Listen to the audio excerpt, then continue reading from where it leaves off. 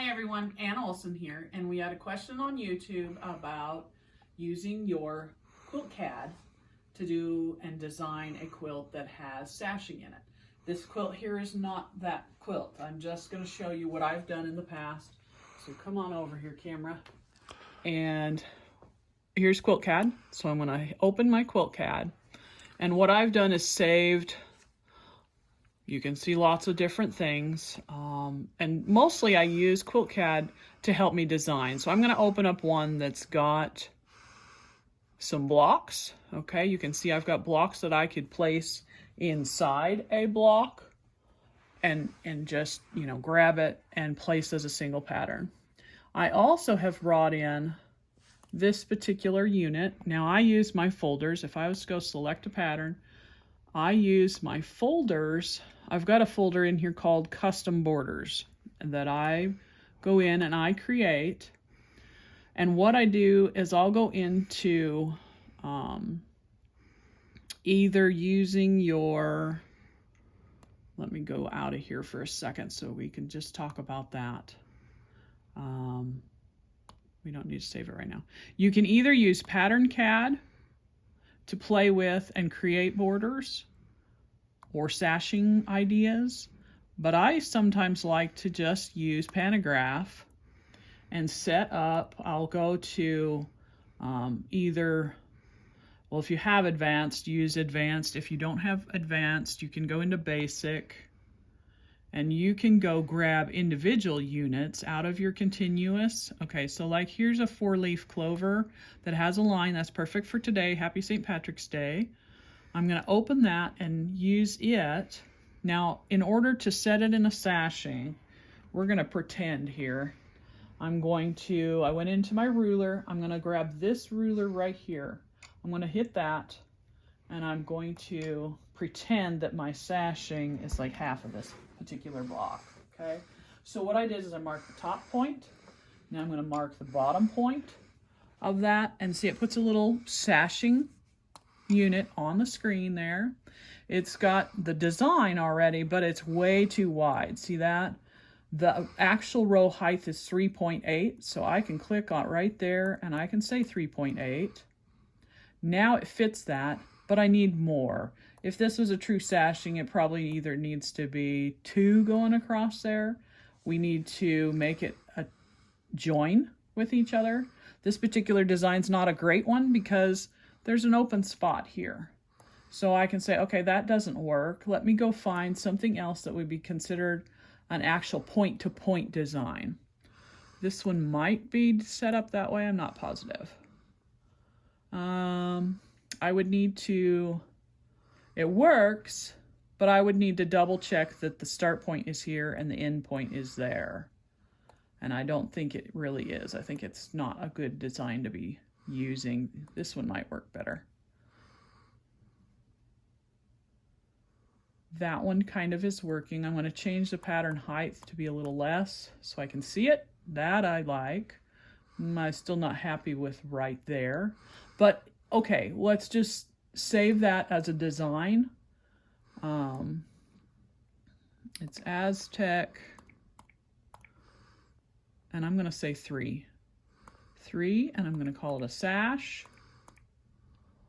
And I'm going to hit enter. Now, I would want to put it in my custom border folder so that I can find it again. So I'm going to say save. Now, in order to get rid of, because I don't really want that line there, we already saved it, I'm going to say no. I would go into my Pattern CAD, and I would go find, here it is, Aztec 3 sash. I can easily grab that green point and delete. Okay, well, you have to grab 2 points in order to delete the 1 point.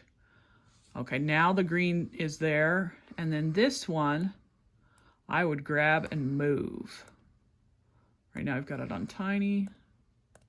Okay, see how I've grabbed it and moved it? Okay, so now I would resave that under the same name. You can also double check that it stitches out as one unit. So I went to my optimize, and I'm going to, there's no blue spots, so we're good. We could animate stitching and double check. and it's fine. I'm going to say okay. Now I will save that. Right there is that same name. It puts the name in there, and I'm going to save. Yes, I want to overwrite it. Okay, so now we're ready. We're going to go out of Pattern CAD. I do not need to save it, so we're going to say no. I'm going to go back to my QuiltCAD. We'll open that quilt that I was going to show you I already have. It's the design that already has some stuff that we can talk about. Now, to grab that same thing, if I did really actually want it in this quilt, I need to highlight the block and then go to, there it is. I grab it, I open, and I say place pattern. Another neat thing is, okay, say I want, well, like this particular one right here. I used Pattern CAD. I did that same process actually to figure out how many pearls I need. See, here's a single set of double pearls, and I know the start is here and the end is here. So I can use that particular design to do the same process I just did to set up however long of a sashing you need. For instance, this is 6 pearls, and then there's 6 pearls and the cornerstone, okay, with the sash. So this one I could use to run horizontal on the quilt, and then this one here, I'm going to unhighlight those others. I'm going to highlight this one. You can rotate. Don't be afraid to play with your buttons, because there's all kinds of fun stuff we can do if we just play with it. So I rotated it 45 degrees, rotated another. Now it's set up to do as a vertical sash. So here I've got, okay, say I could go do this in the block. I could do that particular sash on my vertical lines, and then I could grab this one and do it on the horizontal line. And in order to do that, I would grab each one individually and go place them as a single pattern. So here it is. I would set it in here. We'll just pretend on top of this quilt. I would set it in here. And then, okay, yeah, you can really see it's not straight because I'm not following exact lines. Then I would say quilt, and I could have it stitch it out. Let's do that for a second here, because we've got a start point and then we've got a red point. I would want to double check with Optimize to make sure it was actually stitching that out as one unit, and it is. So we would be all good. Okay, so let's go back to, I'm going to close. Here's back where I'm at. The other fun thing is, okay, if you had a long horizontal sashing at the top of your quilt maybe, you can actually grab, we're going to unhighlight that one, you can grab all of these, take all of them as a single pattern if they're point to point, okay? Here they are all set up. I can place that, do my top sash, and then I can go back out and unhighlight, hit this one, and okay, if it's the vertical sash, I need to rotate it. So I'm going to rotate it. Now I've got it at the 90 degrees. I can go place it as the individual ones. So then I've got that set up, and I can do that. You can use your, if you have gold, you can use border corners and set up to do frames. You can create frames, and then you've got the whole thing. If your block fits here, you can set your frame as an individual unit. So you can use your Pattern CAD to create, and then come over here to QuiltCAD, and you've got all the designs sitting here.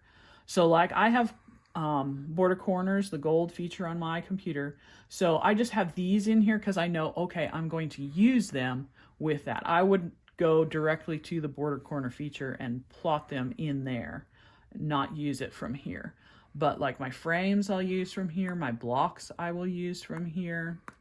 So that's some of the ways you can use QuiltCAD to do a quilt with sashing. There's other ways too, but that'll give you a little taste of how I like to use it.